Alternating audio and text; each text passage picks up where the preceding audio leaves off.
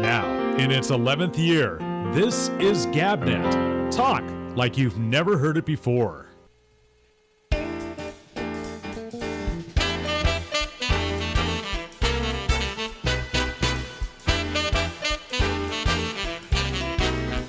Hey,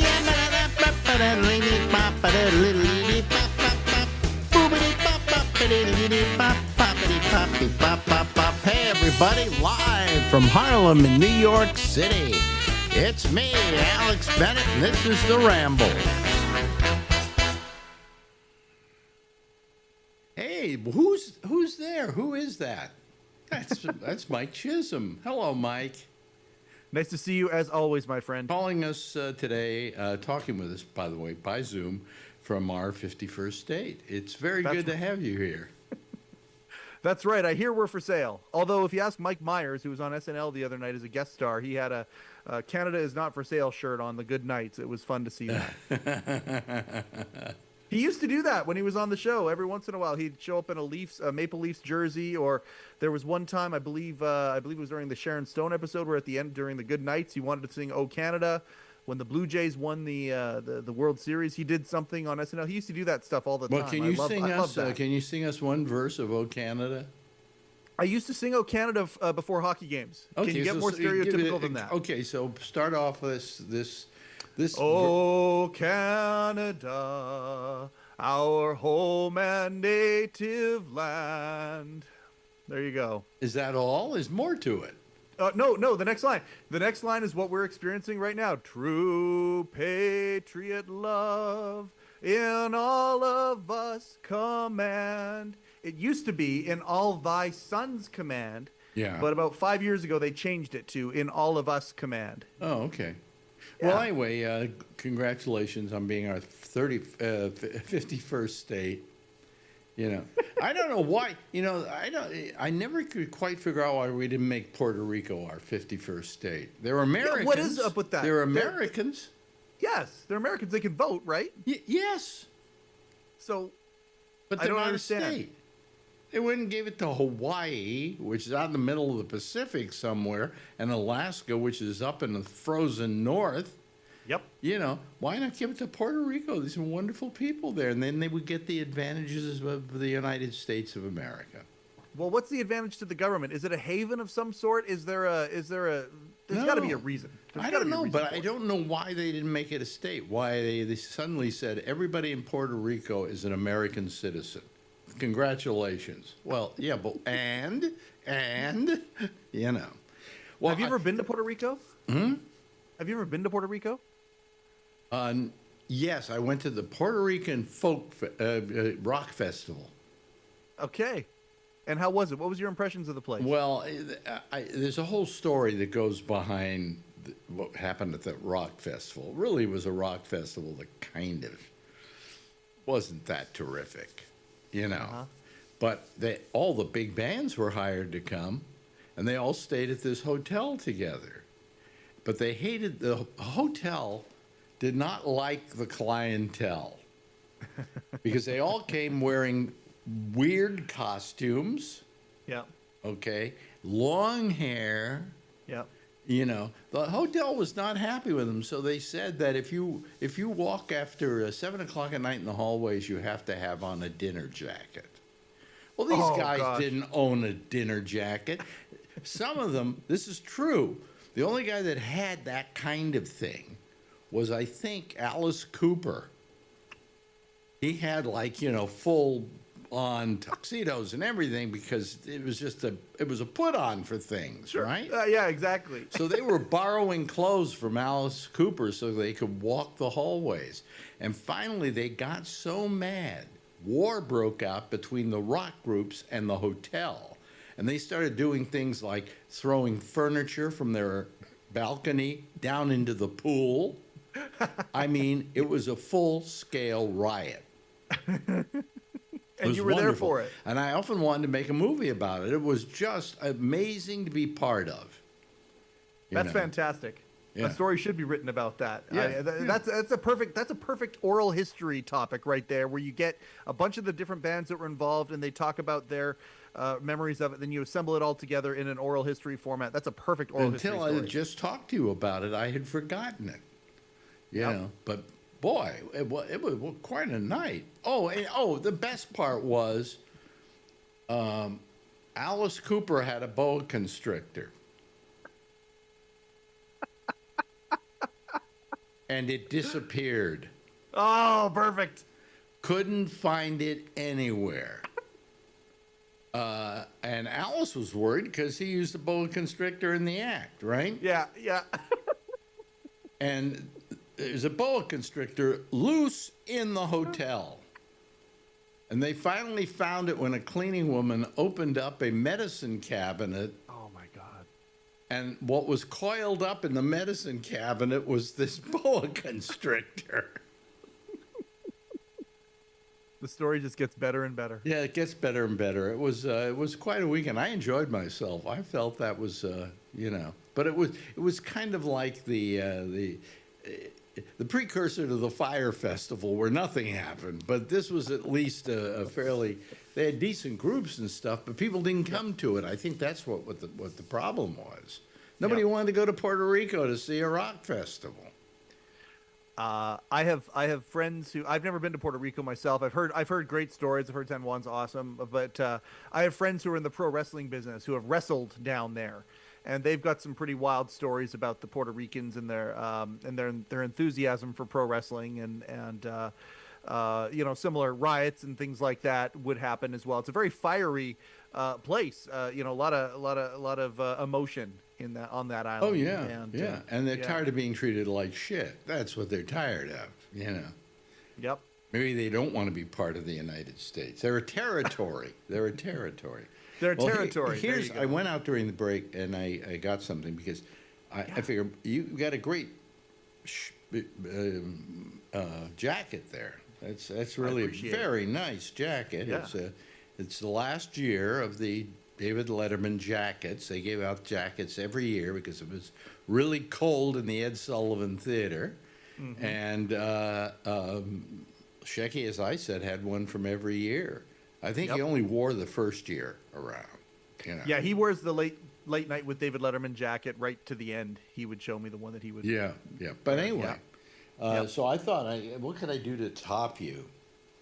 And this will top you. This is my favorite jacket, but I don't wear it a lot because I don't want it to. Do you see what's here? What it is? Wait a minute. Oh, other sleeve. Other sleeve here. There we one. go. There it is. There we go. What patch is that? I'm looking for the patch on that. What is that? You that don't the know what Statue of it Liberty? is, and it's also, I think, on the back as well. Is it? Oh gosh, what is that? Yeah. I don't know. I can't name the jacket. You ready to be impressed? Yes, sir. Industrial Light and Magic. Fantastic. Yeah. This was their original logo. I think they still use it on some occasions. Yep. The magician with the gear. It says ILM on it.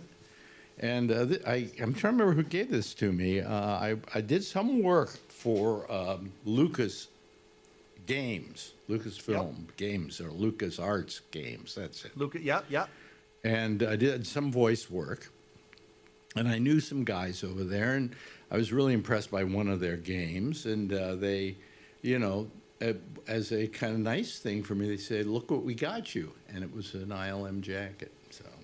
Yeah, that is fantastic. That logo that's one of their very, very, very original logos for sure. Yeah. That is so cool. I adore that. Did I just top you?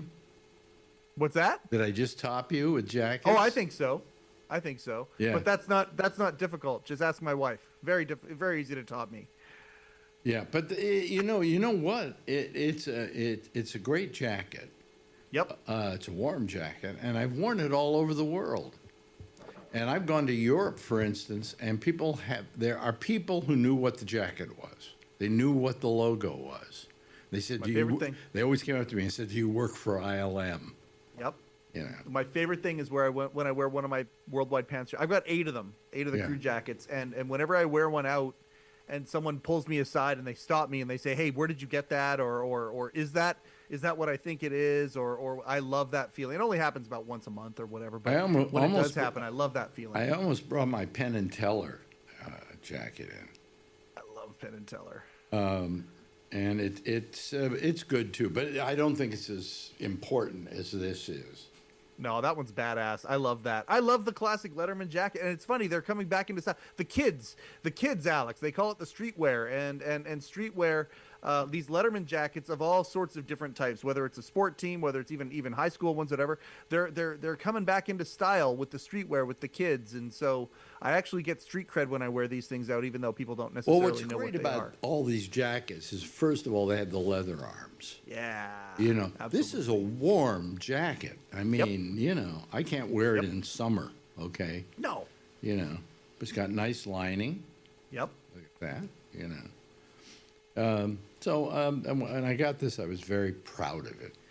So I got to ask you this. Obviously, this is when you're during your time in San Francisco, because that's a lot of people don't realize necessarily. George Lucas's empire wasn't down in Southern California. It was in the Bay Area. It was in Skywalker Ranch. Did you ever make your way? And Industrial Light and Magic was in San Rafael, which is right across the bay. Yep. And then he started his Lucas film. Or what was it? Was that the name of the company? Was Lucasfilm and ILM and all that. Yeah, they were all, and Lucasfilm was the Sound name as well. of the company. Yep. And he started that on Lucas Valley Road. Now, it's not named after George Lucas. It was Lucas Valley Road when I was a kid. Yep.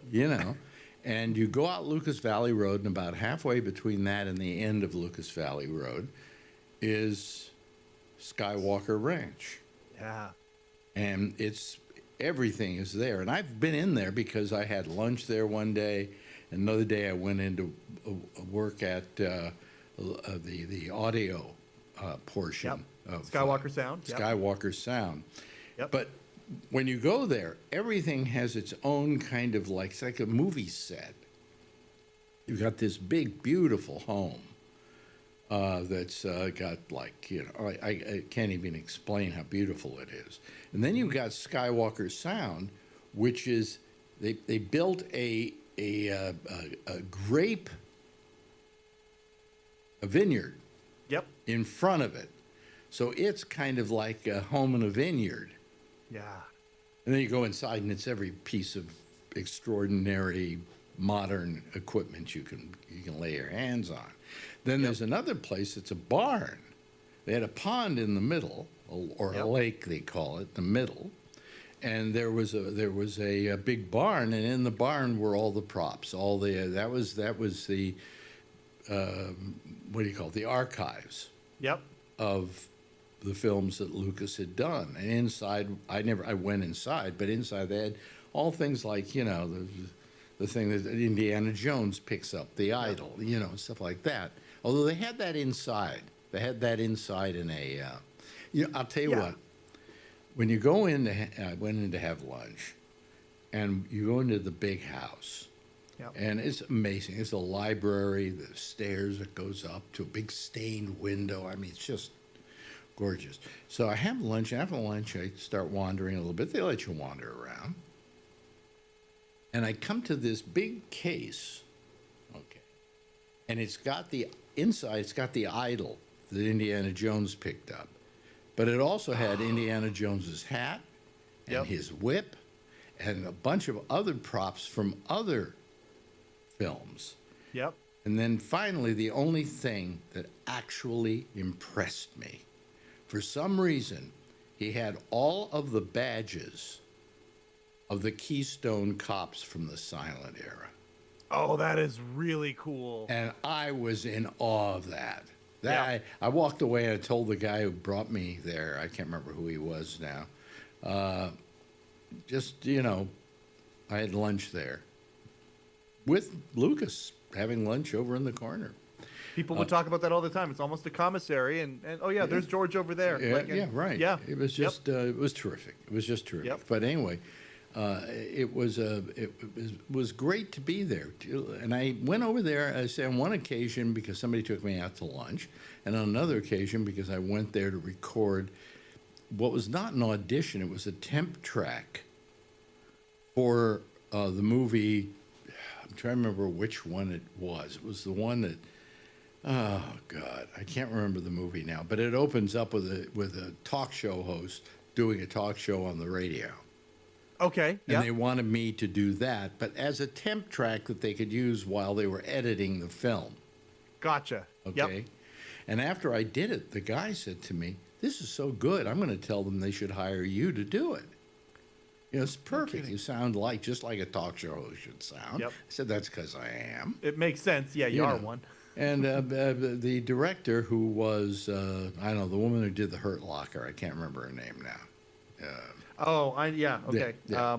Bigelow, Catherine Bigelow? Catherine Bigelow.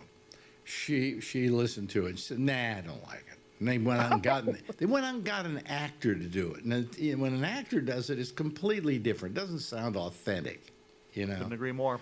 Yep. But I went, oh, okay. I want to see who's going to play me now, you know. That's right. The only other time I did Comedy Tonight at PBS for like 5 seasons, and in the 6th season they replaced me with Whoopi Goldberg. And I said she looks nothing like me. It was interesting to see her on the Oscars last night. She was wearing a dress and Oprah was wearing a suit. It was the opposite of how it should have been, you'd think. But, well, I mean, has Whoopi lost weight or she gained? What is it? She was looked hiding. like it. She was all tatted up. I'd never seen all the tattoos on her and stuff. Her collarbone had all these tattoos and things. I'd never seen that before. Yeah. Nice woman, by the way. I have to tell you that. Well, stand-up roots, like a lot of people don't realize. Like she was, for a time, she was considered one of the top female stand-ups that was out there. She was a big actress too. Absolutely. You know. Absolutely. I met up with her. The only time I ever really had a talk with her was at Bob Goldthwait's wedding, which I went to. And I met up with Whoopi, and I said, you got to come on my show sometime. And she said, "I'd love to." She said, "If I still have a career." You know, it was that old thing about actors that they're always so insecure. I don't care. Yeah. You could be Paul Newman, and you say, "Well, if I make another movie," because every time somebody told me once, when you're an actor and you do a movie, the last day you have to physically sign out and leave. Yep. Okay, it's a tradition. Yep. And he said to me, I can't remember who said to me that it was a minor actor. He says, "You don't know every time you sign out if that isn't the last time you're ever going to work in a movie." Yeah, I mean, but it's funny. You'd see someone like Whoopi. Patrick Stewart said to me, I said, "Come back to the show sometime soon." He says, "If I still have a career." Patrick Stewart said this. And he said this after he was, on Star Trek and did the Star Trek movies and everything else. He still said, if I can make another movie. See, that's an interesting one to me too, for the same reason as Whoopi, because with Whoopi, or someone who like I think about this with Joe Rogan. He used to talk about the being on news radio and all that, but he's a stand-up. And he was like, "Oh, this didn't work out. I just go to stand-up, and stand-up's the place to go." Whoopi could always go back to stand-up and always have a place. Yeah, Rogan couldn't go back to stand-up because Rogan couldn't go back to stand-up because Rogan was a lousy stand-up. He was a good host of game shows, but that was about it. Yeah. But it's the mentality. It's the mentality of somebody who comes from stand-up and they're in that world, whether they're known or not known. If they're a road stand-up, making money or whatever, which Rogan was, which Whoopi Goldberg, of course, was, they can always go back to stand-up very easily. Sir Patrick Stewart, the theater, a savant in the theater, could always go back to theater. And it's interesting to hear that switch over to becoming that insecure actor that you talk about for those two, because those two you've built up to a certain point, and you want to stay at that point. Yes, that's right. That's right. So, I mean, that's the problem. That makes sense. Yeah, it's just, but yeah, that insecurity. I feel bad for those people who are Well, just when constantly. Stewart said that to me, I went, "What?" Yeah, yeah, I said, "You don't ever think you're going to work again?" He says, "This is a movie business. You don't know." you know what? And that probably shows as to why he is so active in these fan communities, whether it's Star Trek or whether it's Professor Xavier from the X-Men. He's really good to the fan base. And I bet you he's really good to the fan base I think because he still has appreciates gratefulness him. Yeah, because of it. I remember him as a very nice guy. I mean, I liked him a lot. You know. And Yeah, it's interesting. It's interesting. But Whoopi, again, there are some of these people like Eddie Murphy. Like, I would love to see Whoopi's take in stand-up. It would probably be very political now compared to what it was, back in the day. But I always really enjoyed her stand-up. Eddie Murphy, same thing. He keeps talking about wanting to go back to stand-up, and I would love to see him do that. Actually, be honest with you, Eddie Murphy was not a very good stand-up when he was starting out. That's why he went to sketch comedy. You know, when you do sketch comedy, you're not really meant to be a stand-up. Yep. Okay. Where Lorne got all his people didn't go to a comedy club and say, hire that guy. He would go to places like Second City and the Groundlings out in California. And that's where he got most of his people, oddly enough. That's why there's so many Canadians that have been on the show. I know a lot of Canadians. But he wasn't really a comedian. And when he did those two comedy films, he was playing the part of a comedian. That's material that was written for him by people, and he did it. But I never thought of him as a stand-up, and he never was a stand-up. Eddie? Yeah. Well, when he was a teenager, he would go out and do a lot of shots in the New York area. Like, so he came up as a stand-up. There's no question he came up as a stand-up. But yeah, he honed, like, the impressions that he did. I mean, in the sketches that, unbelievable. And then, translating that back into a stand-up act, like he did a lot of Bill Cosby on stage.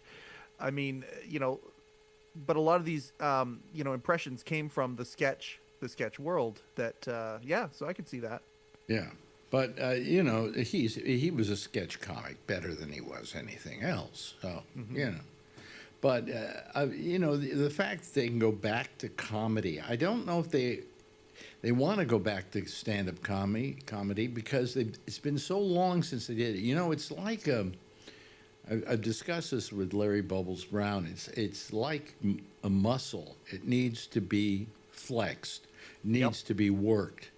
And you don't just do stand-up comedy and stop doing it for maybe 20 years and say, I'll go back and do stand-up comedy, because you've lost the muscle, And you really have to go back on the road by yourself, doing night after night before you go back and do comedy, So, people, there are a lot of people who in the business who are stand-up comedians, and they never go back to it because it's too much work to go back to it.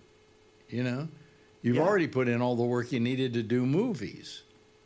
Well, like I look at Judd, what Judd Apatow did. Judd Apatow did exactly what you're talking about. Like he went and reignited, started doing the reps of the like local clubs, and then he took the act on the road, and that's how he got back into it again. Lousy stand-ups wind up going on to great things. Yep.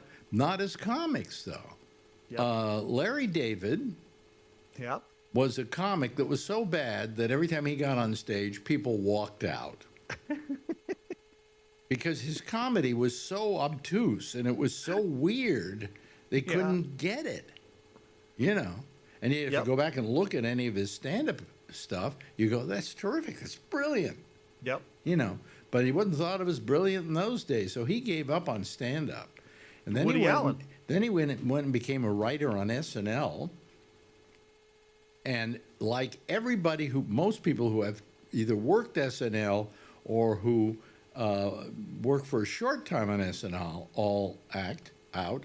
They say, that's the worst experience I've ever had in my life. Yep. It's with Judd, working with Gary Shandling, all those years was a huge. He was a collaborator, and as a showrunner, he's got that sensibility. Though. Well, then you become a writer, then you become all the other things, and which Judd Apatow was very good at. Yep. Yep. So you don't just say I'm through. You can't. But it's very hard to go back to comedy if you haven't done it. Yeah, but watching Judd on stage now, like having gone back and doing those reps, it's like, okay, yeah, like he's a great comic who has all the timing, he has all of the things. Yep. But it took a long time for him to get that muscle back. You know what they say? The most important thing in comedy is to timing. Yes. As I stutter through the word timing, you get it? I know. That's the joke. Okay. And anyway. Conan didn't have it as far as you're concerned at the Oscars. No. Yep. I thought Conan was, I never liked Conan that much. There were too many things he did that showed that he wasn't comfortable where he was. Yeah. And I couldn't watch it. He wasn't funny to me. Yep. Doing all kinds of shtick with, his body and so on. And it's I don't know. It's just, probably for your generation, kid. Oh, we love them. Okay. Absolutely anyway, hey, listen, we better call this quits for now. Let's do it again. This is really terrific. I love talking with you. Right back at you, man. Thank you so much for letting me be on the Ramble. Can't wait for the next one. Ladies and gentlemen, Mike Chisholm. He's a Canadian, but we'll give him a pass on that. Now, in its 11th year, this is GabNet. Talk like you've never heard it before. Yeah, there was Mike Chisholm. We love talking with Mike, and we have fun with him. Anyway, hello, everybody. How are you? Good to see you. I am, let me see here. I got to get some things set up here so that I have it. Oh, there we go. Okay, we got two people waiting to come on here. Two people. Two. That's all. Two. What have I done to you? What have I done to make you mad at me? Okay? I don't know. Anyway. Let me bring them in. Okay, here we go. I will go admit all, and then I will do this. Okay, and here they come, ladies and gentlemen. There's Kevin, and there's Josh, and there's me. Okay, and that's the bunch of us. Hi, hello, everybody. How are you? How you doing? I'm doing okay, and yourself? I'm good, thank you. You're good? I can't. You're a little low. Volume-wise, you mean? Oh. Yeah. Yeah, I did have the microphone way over there. Sorry about that. Yeah. Is that better? Yeah, that's better. Okay. Yeah, sorry. It was. You're in a much more echoey room than you usually are. Really? Are you in another room? No, I did move the room around a lot today. I'm in a different spot. Oh, you moved the room around a lot. I'm in the same spot, but I moved a bunch of furniture out and some different furniture in. Oh, I see. Okay. Long story. Does it sound okay? I can adjust if it doesn't sound. It's okay if you just move the mic closer to yourself. Okay. It could be. You notice anything? Are you sure your microphone is what is being? Tap on your microphone a second. Oh, that's what the problem is. Your camera speaker microphone is what it's picking you up through. The computer, you mean? Yeah. I'll work on it. I'll work on it here while you're talking. Yeah. I did have to change it the other day for something now that I remember. So yeah. But that's what it is. It usually causes problems. But anyway, hello, Kevin. How are you? Oh, your mic isn't working. How's mine sound now? Now yours is better. Talk to me. Is that any better? Yeah. Yeah, I switched it back to the actual mic. My bad. Yeah. Yeah, I had a Microsoft Teams meeting the other day. There it is. Okay, and Kevin's got his mic working. Now let's make sure mine does. There we go. Okay. All right, well, show's over. Show's over. See you later, guys. How you doing? Good. How about you? How's your cold? It's still, I've still got it. I've still, now part of it is Today, you know what our pollen count was? Our pollen count was 11 and a half out of 12. So that causes something. Plus, we have air conditioners in some of the windows. And then we have up above the window is up so that stuff can come through there. You get what I'm saying? So I think the pollen is coming through there. So Yes, it is. It will find a small little slot and it'll come through. yeah, and I've been sniffling today and my eyes have been burning and whatever. But what the hell? I took a walk today. I haven't been taking many walks, and I took a walk today. We walked down the block and back, and I was exhausted. What the hell is that? Oh, I know what that is. Okay, I don't need that. Okay, Russians. Huh? Russians. Yeah. So anyway, nothing much happening. It's still the stock market still goes down and down and down. Pretty soon, none of us will have any money left. And this jerk doesn't seem to want to do anything about it because he didn't do anything wrong, did he? Yeah, he hired the guy that's in the Fed and he wants to get rid of him now. He did hire him while he was president last time, right?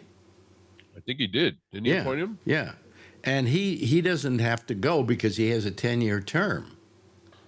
Guaranteed. Because the Fed is supposed to be, as with certain posts in this in the government, it's supposed to be immune from politics. And But he said, they said, "Are you going to resign?" He said, "No." And then, of course, Trump starts making statements. Well, I didn't like him anyway. I didn't like this guy. This guy, I hate the way he answers everything with an insult, And a lot of good people get caught in the cross draft on this, and they shouldn't be. What's wrong with Powell? This looks like a nice enough guy, And I think does not conform to the Trumpness. Well, what is the Trumpness? The Trumpness is never know. Is kissing That's Trump. just up to him that certain day. See when you look at the government right now, and you look at the people in the government. What are they most afraid of? Getting fired. Donald Trump. So they kiss his ass. I mean, I love those meetings where they start off the meetings with everybody telling him how wonderful he is. And I'm going, that's bizarre. That is just bizarre. Makes no sense whatsoever. So, I don't know. Your take on it, Josh? I mean, that's the way they do it. His problem with Powell is not,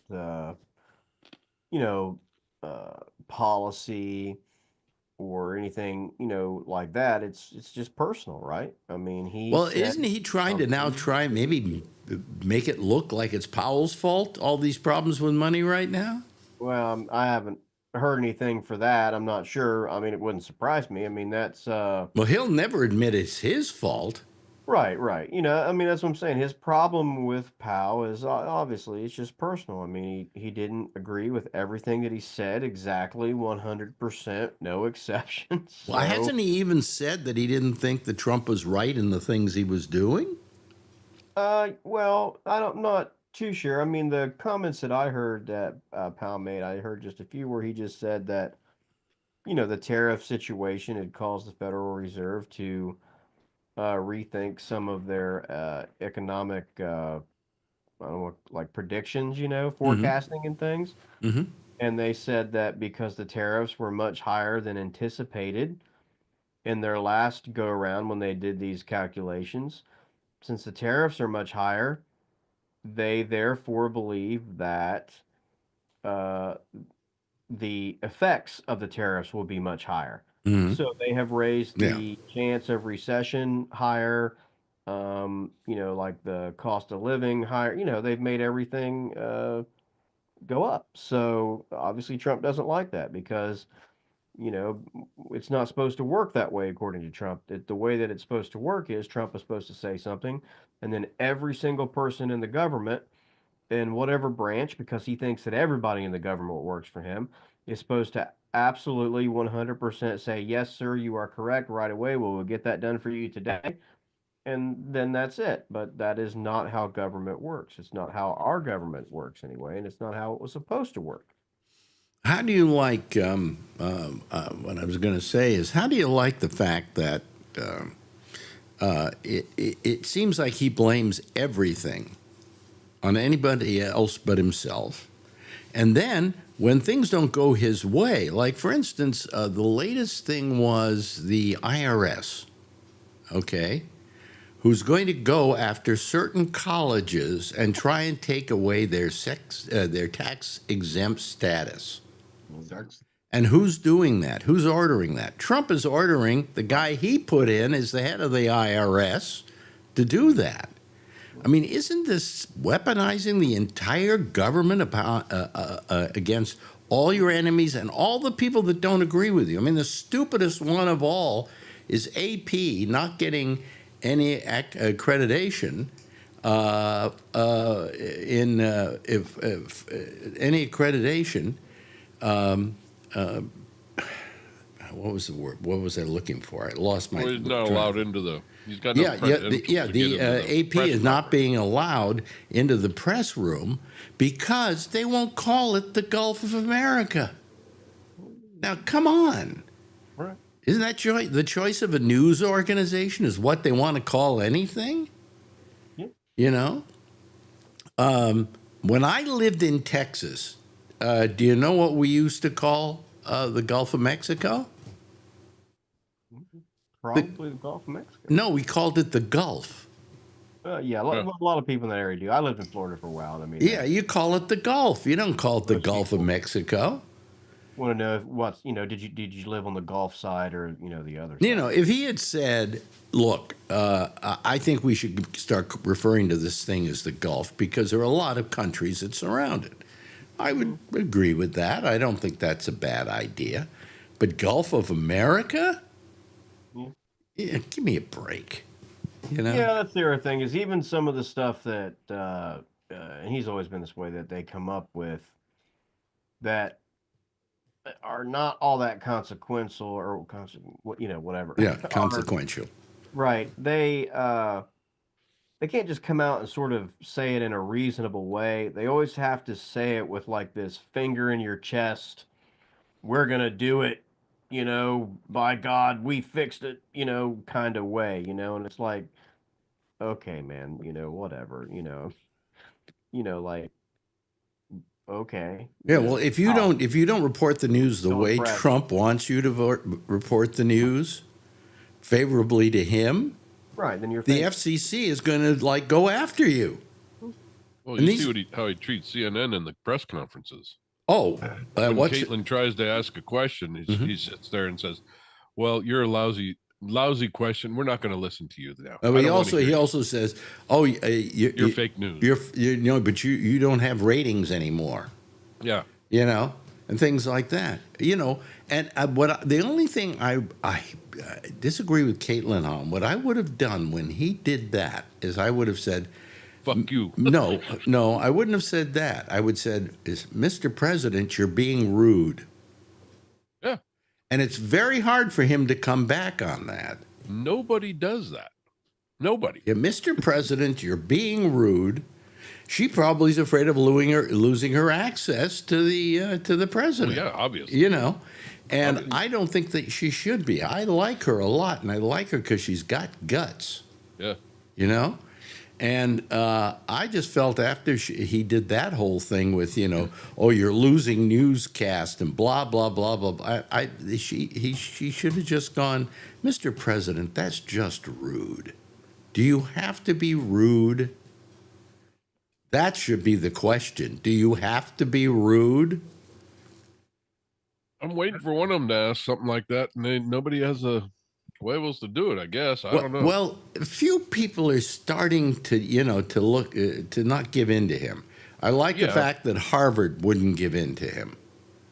Yeah. I hate the fact where right up the street, Columbia kissed his ass. He shouldn't be allowed to get away with this because I'm telling you, Columbia, he got you to cave. He's going to try to get you to cave again. That's what bullies do. But if you stand up to bullies, they're not going to try it again. They may try and sue you and do everything else, but he's running the country like we've always said, that he's running the country like it's a business, like it's a company. Well, he thinks he's the boss, and whatever the boss says goes. And if you don't like it, well, you're going to have to go through hell to get it done. Well, he is trying to run it like, he always talks about it like, we're going to buy Greenland. Right. What? I mean, you don't if you look at him like that, and I have a funny thing about studying the guy, just sitting there watching him and seeing what he does. And it's sad the way he's doing it. He's not only sounding like a boss of a company, he's sounding like an asshole boss of the company, which there are many of those. And he's also sounding a lot like somebody from Germany. He's sounding like he's also sounding like a mobster. Right. Yeah. I mean, you can just sit there and watch him and see that. Yeah. And you can see the people around him, scratching at his kneecaps. Yeah. Mm-hmm. Yeah. So, it's I just don't know how long he can get away with it. He's ruining this country day by day, literally just tearing it fucking down. Yep. Well, I mean, and he's not admitting to it. No, everything he's doing is right. The groceries are up, the eggs are up, everything's up, everything's looking great. What's that red mark on the stock market? Excuse me, the costs are down. Nothing. The costs on eggs are down. I went into the grocery store today. They're selling 5, what do you call it, dozen. 3. 5 dozen. 3 for $15. 3 dozen. Well, there were $19 at Costco for 5 dozen the other day. So for 5 dozen? I checked for you. Yeah, well, it's $15 for 3 dozen cartons. Let's see, when I say not a 3 dozen carton, but 3 dozen cartons, and it was $15. Now it used to be 2.5 when the last time I bought some eggs there. They were. Let me see here. This was for the jumbos, by the way. I have to give it credit for that. That was bound to come down anyway. The flu is gone. It had nothing to do with the economy. Yeah, but it hasn't come down. It hasn't the flu. It hasn't come down that sufficiently. The bird flu. That's what it had to do with. Yeah, but nothing to do with the economy. Is the bird flu $7.69 a dozen at Costco Sunday?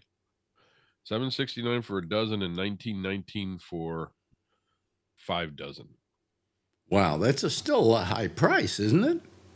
Yeah, I think so. They usually go for $3 or $4, right? No, they were going for like $2.50, $3 for a dozen at the most. Tax on it. Huh? Yeah, California, you got to add tax to it. Yeah, but I mean, that was he claims eggs are down 50%. Yeah, no way. But he said today gas was down to $1.98 in some states. Oh, where? What state? He said that? His people said that? He said that today, yeah. When he was having his little cabinet show with the was there another one of those? Huh? Yeah, with Italy today. Oh, Italy. That was in the Oval Office. By the way, have you seen what he's done to the Oval Office? Yeah, he put his little airplane on the table. No, but he's over gold the whole thing. Oh yeah. They were all like statues, gold statues, and they were his gold, whatever. And it's gold gilding because he says he doesn't like gold paint. They never can make it look like gold.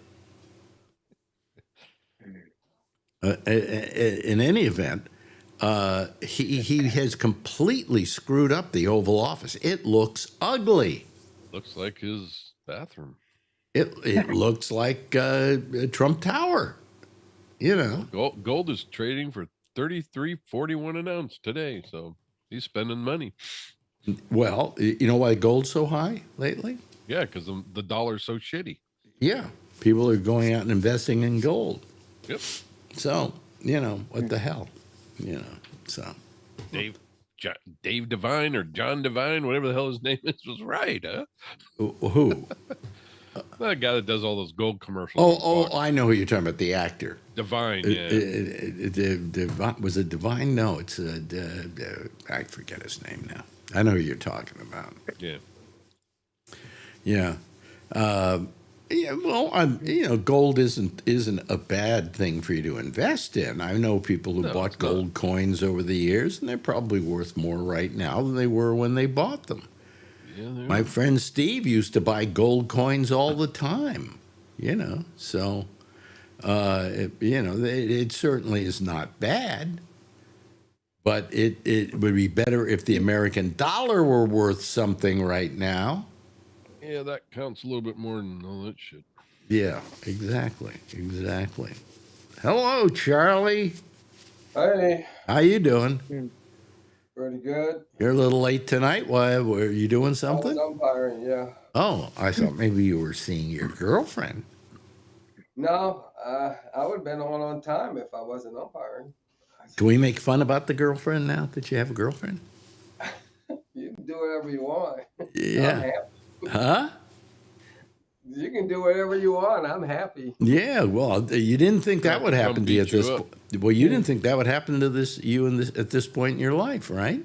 No, I've given up. Actually, I didn't either. In fact, I met Marjorie, about, God, I'm trying to think. When I first came here to New York, and I was first starting on Sirius XM, so that's almost 20 years ago, maybe?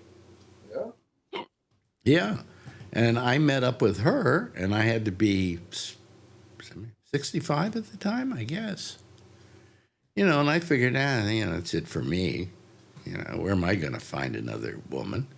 And then I went and I joined JDate. And she wrote me. Yeah. And I went, oh, well, what the hell? And to this day, I looked at the picture she sent, looks nothing like her.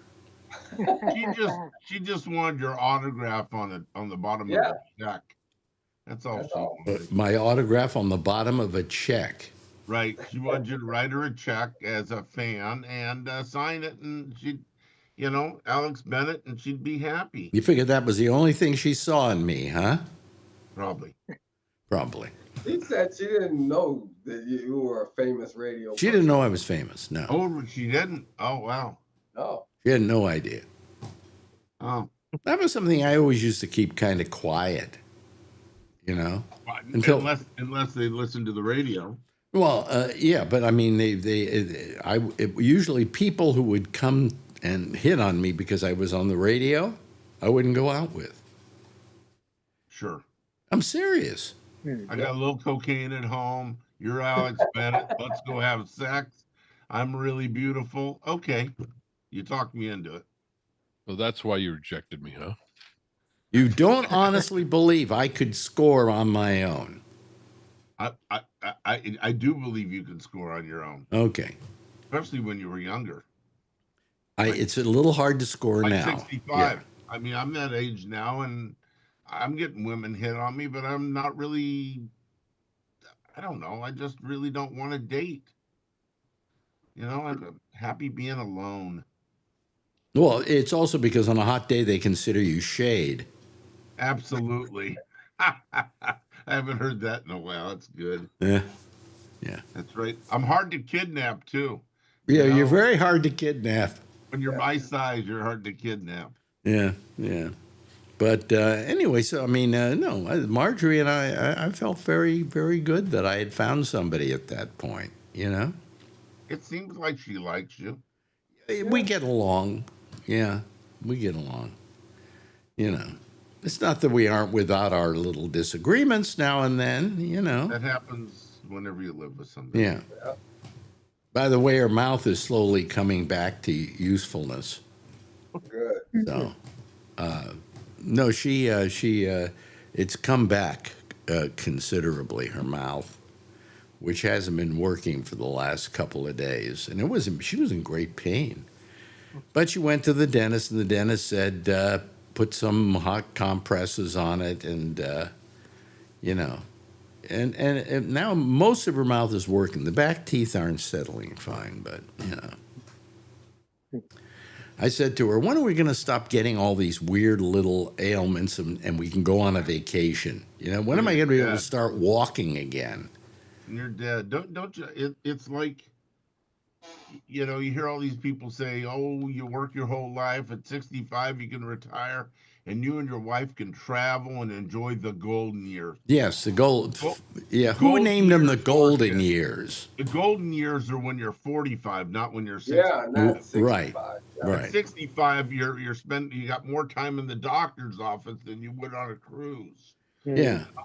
I mean, the golden years is bullshit. Well, I'm planning on trying to take a cruise. Oh, I think that's good. I think you have somebody that you're compatible with, and you're married to, and I think you guys should go on a cruise. Wait a minute. I love the way you put that. I'm compatible with and I'm married to. Right. Isn't it important that I somehow feel compatible to them and married them for that reason? Oh, there's a reason. Yeah. You kind of feel that way about Tony, don't you? Oh, yeah. Yeah. Yeah. Hi, Tony. Hey, what's up? What's up with you?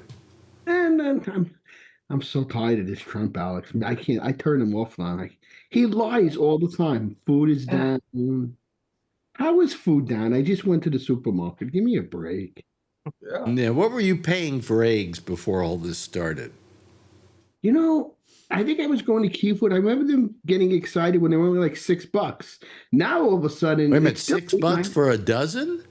Yeah, well, this is a couple of years. This is when Biden was in office. $6 for a dozen? Do you know? No. I swear to God, I'm going to take a picture and put it on your Facebook page. The house down the block, I was going to walk to the post office, drop my boxes. They got chickens in the yard. I swear to God. I'm going to run into the fence. I'm like, I don't believe this. Chickens back here. Yep. There's going to be a chicken flu out. There'll be a chicken flu outbreak in your neighborhood. Alex, is that legal to have chickens in Queens? Yes. Well, I don't know in Queens. I mean, nothing's legal in Queens. Right. I said they got fucking chickens. I imagine it's your house. You can have chickens. You can have a little chicken coop on the back. I didn't know. Can you have chickens where you are, Kevin? Oh, he couldn't hear me. Can you have chickens out where you are, Kevin? Yes. Yes. How about you, Josh? Oh yeah, a lot of people around here have them. Mm-hmm. How about you, Alan? Can you have chickens where you are? I don't know. It's an apartment house, isn't it? Yeah, right. Yeah. Well, yeah, I don't think. Yeah. It's not an apartment house. It's a house. It's a house. Oh, okay. The house. I mean, I don't know. I've never wanted to raise chickens. I eat eggs. But there's no law. There's no law where you live against having chickens. No, I don't think so. No. Okay. There's how about you, Jeff? Jeff? My sister, her husband now, I guess, he was making chickens. Wait a minute. He was making chickens? How do you do that?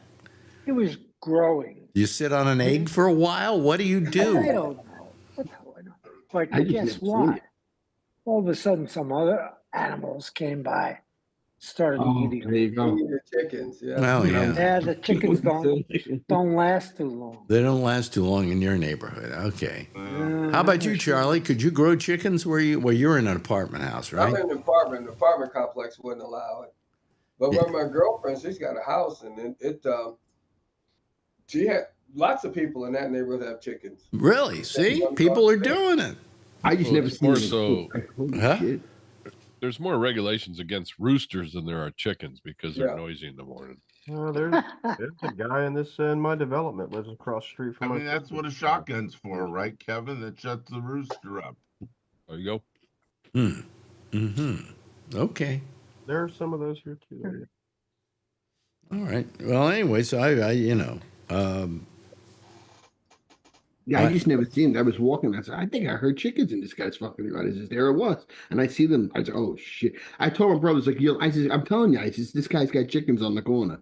I'm gonna take a photo I of don't know. it. I'm trying to think. What would cost more?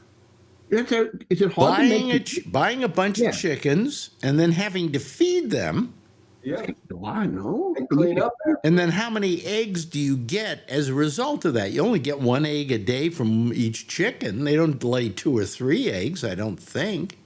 I don't know. I mean, is it really worth all that time unless he's killing them and cooking them? I don't know what the I hell. think they lay multiple eggs.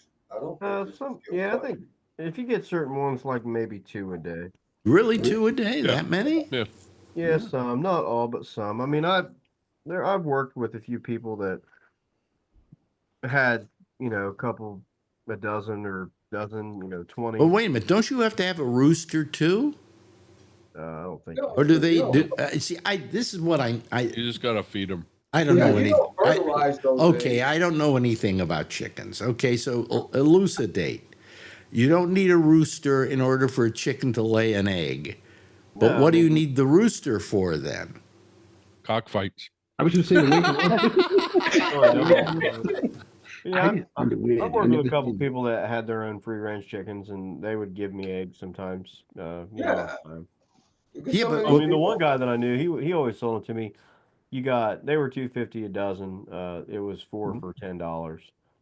And that was homegrown eggs, like fresh eggs or whatever. So it wasn't too bad.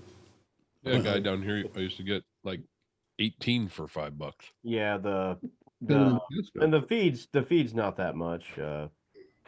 Like And you can actually grow feed. I mean, some of it you feed them green stuff, and it really makes them right. Yeah, and get out like the Tractor eggs. Supply places and stuff around here, they sell it pretty big in bulk. So, I mean, they just have they live well outside the city, out in the county. So years ago, my parents had a coop friend. up and put a heat lamp in there for the winter and let them walk around and do whatever chickens do, I guess. Years ago, my parents had a friend, and he knew this guy quite well, and he had a house out in the San Fernando Valley, and in the back he had a chicken coop. So that's and he would go back there and get eggs like crazy. I mean, piss off a lot of chickens, but Yeah, that's. I mean, a lot of people. I could tell a little bit of difference, I guess, but some people really think that the free range chickens at your house, their eggs taste a lot better, or whatever. And they lay like different color eggs and, sometimes a little bit bigger, stuff I like used to that. get duck eggs too mixed in with them. Yeah, I know a lot of people that are really big into those, like duck eggs and like. Well, how do you mix in duck eggs? Do ducks? They have ducks, and they just throw them all in the same pile, and here's your eggs. You'll get some ducks. You'll get. See, I don't know any of this stuff. All I know is I saw the chickens, and he would take me out, and he would get the eggs, and that was it. They're just a hair richer. And I live in a pretty rural area, so it's not much different than a supermarket. You can buy your eggs from the same people you buy your meth from around here. Yeah, there you go. One-stop shop. Like right out of the gas station.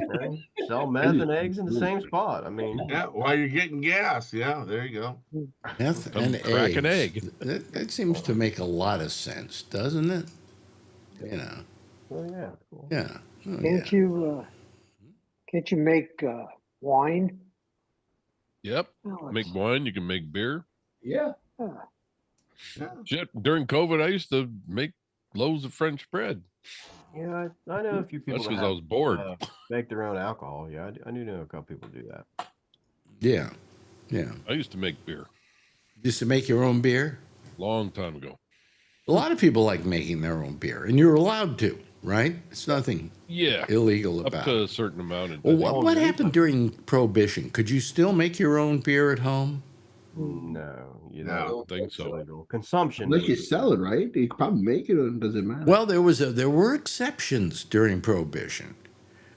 Christian Brothers Winery were allowed to make wine because they were a religious organization, and they could sell they their still had wine. like medicinal use of alcohol. I think I believe during Prohibition there were some prescription alcohol was like a prescribed treatment for certain Whiskey for teeth. For, but yeah, it was. I mean, for like whatever a doctor said. I think they had some medicinal use. Yeah. So there were still some like manufacturers that had a medicinal license for it or whatever. But my mom swore by blackberry brandy to fix your stomach ache. Really? He used to give it to us. Yeah, that's what I'm saying. Give Like you a little thing of there were blackberry some, brandy. yeah, there were some medicinal purposes and stuff like that for it. Yeah, Mm-hmm. doctors prescribed it, as far as I remember. Wow. Okay. Well, I don't remember. She went to her deathbed with it. She got busted snuggling it into the senior home. Yeah, I think the parents supposed to have alcohol there, but they found some in the back. She goes, "That's for my stomach ache." Prohibition ended, I think, about 6 years before I was born. I was born in 1939, and it ended when? About 33, something like I that? think so. Let me see that. That documentary was good on Something like that. Yeah. It was 33, I think. Echo. So whenever the amendment was. Well, you know how much trouble it is to create a amendment. What do you have to do? You have to have 2/3 of the states to approve it in the state legislatures. No, you have to have 3/4. Yeah, 2/3 of both houses of Congress. Mm-hmm. Yeah. And 3/4 of the states. And 3/4 of the states to ratify it. Okay. So, very difficult. so you know how much trouble they had to go to make prohibition come into being. To get rid of prohibition had to take just as much almost. I mean, well, it's the same exact process. Yeah. Same exact process. And what happened is that once they made prohibition legal, or rather alcohol legal again, they didn't get rid of prohibition. The constitutional amendment's still there. Wouldn't you think they would have just thrown that amendment out? No. Well, they No, had they got to another pass one now. another amendment. Yeah. They had to pass a second amendment that nullifies the Yeah. first. They don't take anything out. Yeah. They never threw out the part about senators being appointed by state legislatures when they passed the amendment. Right, to correct, have but they don't go back and like edit the original document. The original document stays the same, Yep. and then they Create a new one. just add an amendment. I don't really. What does it say? You know what we told you 2 amendments ago? Forget it. Yeah, Yeah, I don't really exactly. know This- why they. This repeals the 19th Amendment or Yeah, whatever. there was some debate though about whether or not it should be done that way. Madison, for example, he was kind of in favor of going back and editing the original document. Like we should just have the original, and then when we change it, we should, like open up a Word document and erase that, and retype some new. Well, shit. wouldn't you just have to get rid of that amendment, period? Yeah, And that's all you would need to do. You didn't need to create a new amendment to get rid of that But other that's not an amendment. amendment, because an amendment is a change to a master Right. document. Yeah, so once the First Amendment was passed, it's considered a permanent part of the Constitution. Now, it can never be taken away or erased. You Right. have to amend the Constitution. So Right. each document adds on forever and ever. That's what I'm saying. Madison was more in favor of like, no, let's just, like you said, cross this out, cross that out, add this, send it to the printer and have them print a new copy. Yeah. But, he didn't win the argument. Too many people said, no, that's too confusing. We want, or. Gee, can we go back to how eggs are made? Because this is giving me a headache. Right. You That's what I'm saying. That's what they decided on. I don't really know if it's the best way, but that's the way they decided on. I don't even know if I have a good explanation for why, but they did. Okay, let me bring up something I wanted to bring up tonight about fake news. Okay. Because it affected me in the last 24 hours. So I go to YouTube, which I love YouTube. I watch YouTube like crazy. How many here watch Pawn Stars? Anybody? I've probably seen them all. What? I've probably seen them all, so I stopped watching. Me too. Me too. I like that show. It's a good little show. It's kind of the redneck version of Antiques Roadshow. I like when they find stuff. Yeah. Well, all of a sudden, I find out last night, if I'm looking at YouTube correctly, that Rick Harrison, who is the guy who owns the pawn shop, is the head guy there, wound up being sentenced to life in prison. Really? Okay. So now I look further because I want to find out more about this. And it says that his son was sentenced to life in prison. Oh, they do. And then it said on another video that Chumley, a guy who works for them, wound up being sentenced to life in prison. Yeah. And I'm figuring, what's going on here? So I finally went on to the one thing I trust, which is the internet as a whole, and it said that it's a fake story. You know? But I wondered, how could that happen without me knowing? They seem to just put out new shows, for crying out loud. You know, but if you go online and you put in Rick Harrison, prison, whatever, Pawn Stars, half a dozen stories will come up about it. I thought one of those guys did get in trouble, though. Chumley got in trouble, but he pleaded guilty and he got some sentence of, money. That was a couple of years ago, I thought. Yeah, I don't remember. Yeah. But I mean, and if I don't mind because Rick Harrison is a right winger, but I mean, Lock them up. huh? Oh, the kid. What'd you say? You may get used to these bars. Remember Rodney? Yeah, but gee, why would I think of a guy who runs a pawn shop as being a Trump guy? I just don't know why. Anyway. So what's new with you, Alan? We haven't asked you that in a question for a while. No, I don't know. I just got back from Morton's Steakhouse across the bay with some friends of mine that live in Southern California, and they're up here for Easter. Immediately when you said Morton's Steakhouse, I figured you went to dinner with Phil. Yeah. No, I'm going to dinner with Phil next Tuesday. Really? Yeah, we go about every 3 months now. Oh, now really? He's got a serious girlfriend, so he's usually gone on the weekends, and that's okay. No, I mean, he's 70 and he's falling. Well, how can any girlfriend of Phil be serious? Yeah. She's also a staunch Republican like he is, so it works out good for him. I'm happy for him. I don't understand how anybody can be a staunch anything. What does that mean? Like, it's like, you know what I was going to ask you? John Birch Society, something like that. No, a staunch Republican is an asshole. Isn't that another term for staunch Republican? Yeah. Actually, I have nothing against Republicans. I just have things against Trump Republicans because they're not really Republicans. They just think they are. That's right. Confused. Huh? They're confused. Yeah, let's just write it off to confused. Yeah. Well, I like George H.W. Bush when Trump became president the first time. He says, prepare the world for bad news. There's a very good documentary, by the way, on Max, on HBO, done by, what's his name? The guy that has done a lot of great documentaries. But anyway, it's all about the buying, literally, of the Supreme Court by the right wing and how they set the whole thing up over the years. I mean, they really worked at it. And how now Michael Moore? Huh?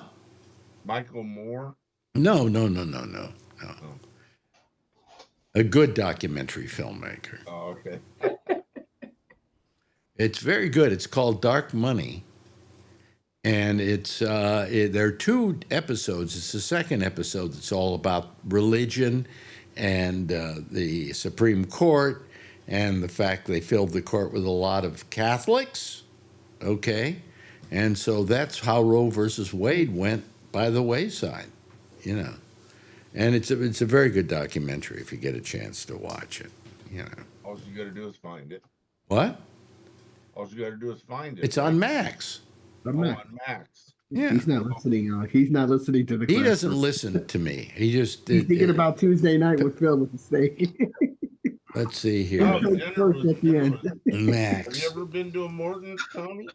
My brother took me to Peter Luger's in Brooklyn, so that's probably a little better than that, I would imagine. It's about the same. They're about the same. And I'm not really a steak eater, Alex, so I only tried a little bit. I don't really like steak. Well, they have other things. They have, spam just for people like you. Anyway, I can't Look get at me, I'm cooking spam here. what?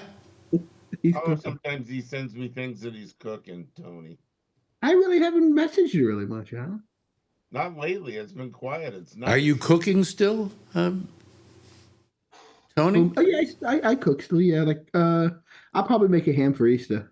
And I cook some of my other stuff still. Make a ham for Easter. I'm making a ham for Easter. I got it at Stop and Shop on sale, so we'll throw it. You can invite me over. I would, if you were living here, I would have you over. Yeah, you sure would, because you want to see a Jew eat ham. Well, you're not. Well, I was gonna ask you something. Well, you eat ham. You're not religious like that. Well, you know what? People used to invite me over their house, and then they would serve ham just to watch the Jew eat ham. Shecky told me you used to eat anything. And I had to blow their anticipation away by telling them that I love ham. Because you eat pretty much everything, yeah. I mean, I have a rack of ribs sitting here waiting to be made on Saturday. And you know what I'll do after the ham? I'll take the bone and I'll make. By the way, they're pork ribs, they're not beef ribs. What? I'll make split pea soup then and I'll use the ham bone then in the soup during the week. Mm-hmm.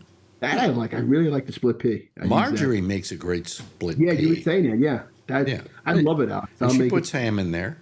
Yeah, that's what I do. Yeah, you should go to Tony's. Let us know if he's a good cook or not. I used to bring Shecky food. He liked my cooking.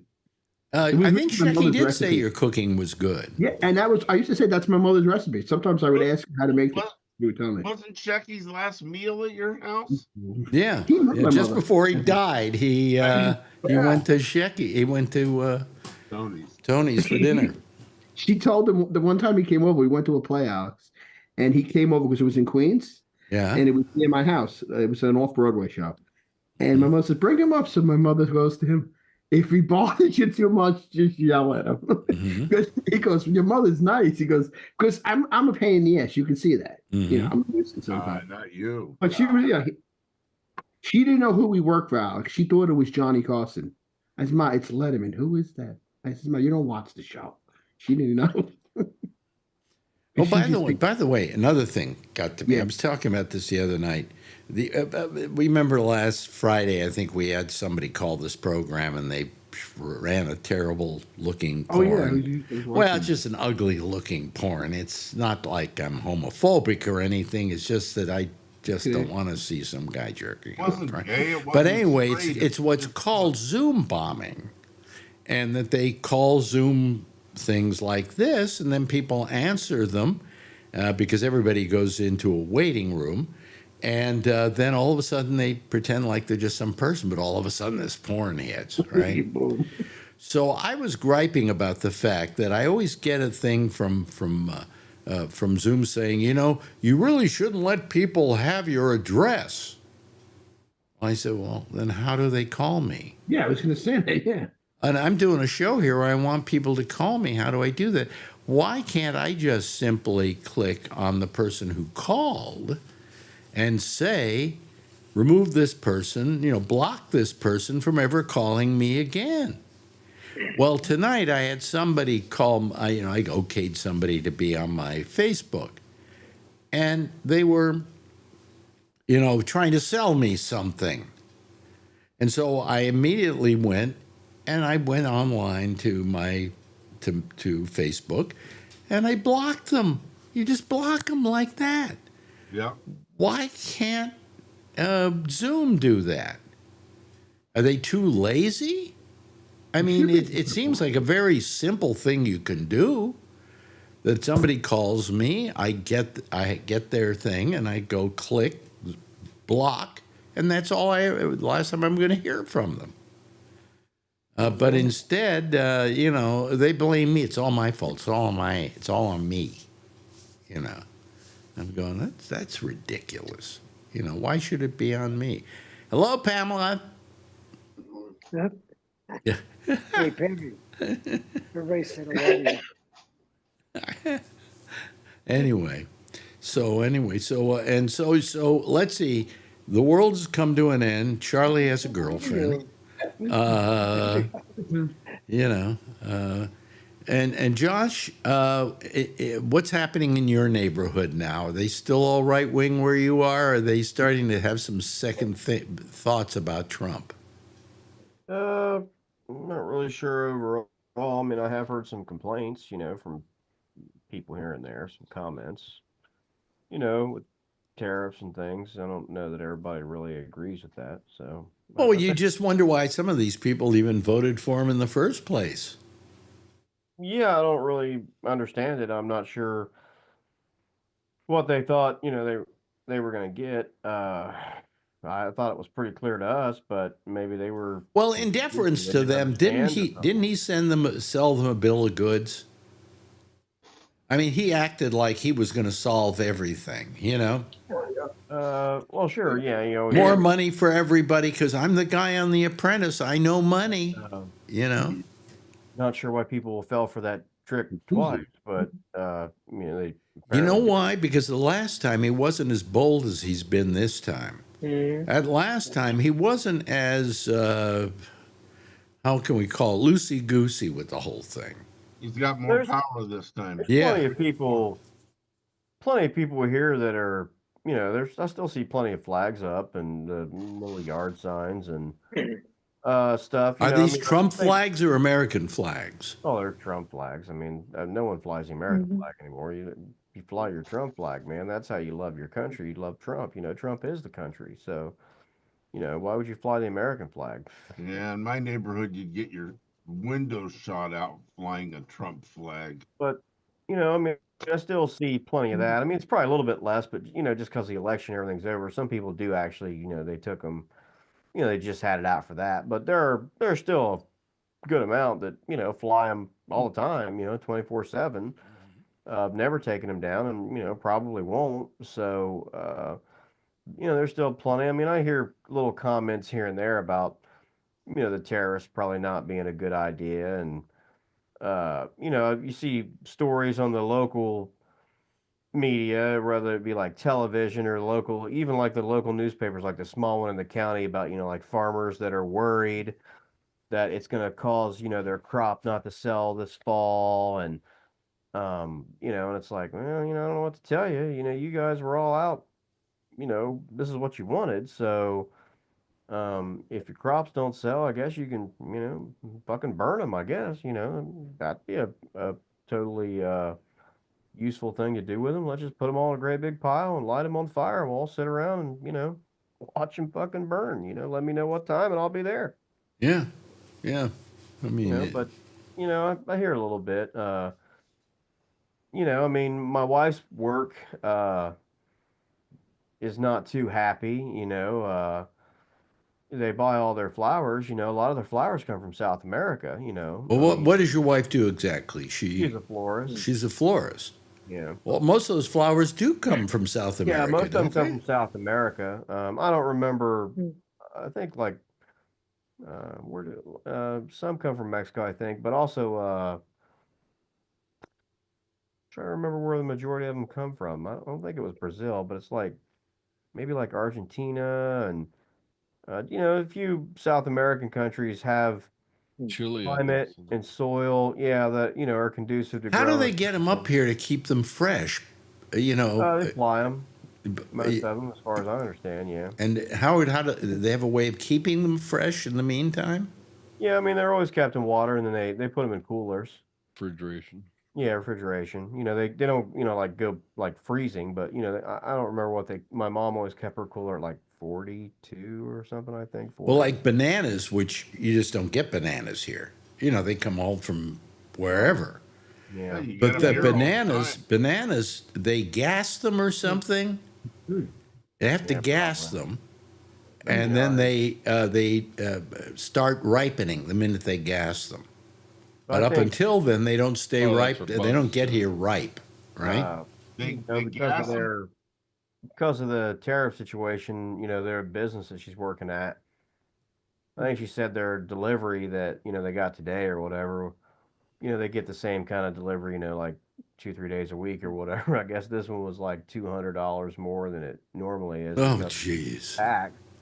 And I mean, which might not sound like a lot, but I mean, you're talking about a business that has 5 people working at it, and 2 of them are the owners, and then my wife, who does all the florist stuff, and then they have like 2 people who work like the counters and all that kind of stuff. So, a business of 5 people is, I mean, every time they get, and this is going to be every time they buy them, right? Because the tariffs, it's not going away. I mean, no one in America can start just growing, these flowers. It takes a setup. But there was a tariff. There was a tariff before, wasn't there? I'm not. No, I don't. I'm not sure if there was or not. I don't think there was. Some of them might come from Mexico then, or we might have had an agreement with wherever they came from. I'm not really sure. I just know they're a lot more expensive than they used to be. Yeah. Dominican. So you can't get bananas in New York? Yeah, we get them. Yeah. Why wouldn't we get bananas in New York? What kind of backwoods do you think this is? We get everything. I'm just repeating what you said. You said we can't get bananas here because they gas them. No, I didn't say that. See, just pay attention. He's on the steak dinner next week. That's what it is. He's already thinking about his steak. He wants That was a great steak. No, what I said was, I had a friend, Tony Tantillo, who was a grocery guy. Remember you were saying that? Yeah, well, he's my friend in San Francisco, and he used to tell me all about this business of vegetables and produce and so on. And he said that they gassed the what do you call it, the bananas before they send them out to a market. So you get them green, but they get ripe really fast because they gas them. Yeah, I can't remember what I can't. They gas them to kill the spiders in them. Yeah, no, the bugs. No, they gas them to start freshening them, getting them to go right. Well, that might happen as a side effect, but it's to definitely kill the bugs. Really? They put it on a conveyor belt, these big, huge bundles. Oh, really? Big bundles. They put it on a conveyor belt, and it goes into a thing, and they close the doors. They gas it. They open it up. They take it out. Then they take that's to get it to start ripening. So yeah, I know it's. That's what I was told by Tony, and he should know what he was talking about. I think that was years ago, though. I don't think they do that anymore. Oh, really? Yeah. Now they just gas them. They take them out and shake them, and all the bugs fall out of it. How do they get them ripe? Have chickens sit on them? What? Well, they send them green, and people buy them green now. I buy green bananas. Yeah, go to Costco. They're green bananas. Oh no, I buy them green too, but they ripen pretty fast. They do. They brown quick. Yeah, I got to. You ever take plastic and wrap around the end of the? No, they do that already. They do that for you. Yeah, some of them do, some don't. Yeah, the top of them, as long as you have that kind of the top kind of covered up or something, they do something to it. It slows the ripening. Yeah, it slows the ripening. Right. Oh, okay. Yeah. What, Jeff? Well, I found some information, and that is that the lady and a guy who works in New York, they have a factory in Manhattan, and they sell very, very expensive clothes for women. And the way they get the materials is from Italy. Okay? And then they send the stuff over to China, who assembles them. And then it comes back to New York, and then they ship them all over the United States. And they make a lot of money. However, Trump wants to change the rules on all of this stuff. Right. They said basically they would go out of business. Really? 400 people. Wow. Yeah. Well, that's all part of it. Hey, what a nice evening here, folks. I really appreciate your participation. It's the usual bunch, but it's a great usual bunch. Since Josh is currently in the market for more employment, we get him more often here, which is nice. And Thank you so much, Kevin, for having joined us tonight out there in California. Josh, we really appreciate your participation. Alan, nice seeing you. Great seeing you, Jeff. Charlie, so happy you got a girlfriend. And finally, the lovely and attractive Tony. Everybody give a big wave goodbye, and I'll give a big wave goodbye at you, okay? There they go, folks. That's our citizen panel for tonight. There'll be another citizen panel right here next with Amy Manuel, and she'll be taking your calls on Zoom. She has her own Zoom number, and you can go to gabnet.net, and under the Zoom thing that says Zoom, there are two names, and her name is down there, Amy Manuel, and you just click on that, and that'll take you to her show. I'll see you again tomorrow night, same time, same station in life. In the meantime, as always, as I always like to say, if you see her, tell her I love her, okay? Bye-bye, everybody. See you later.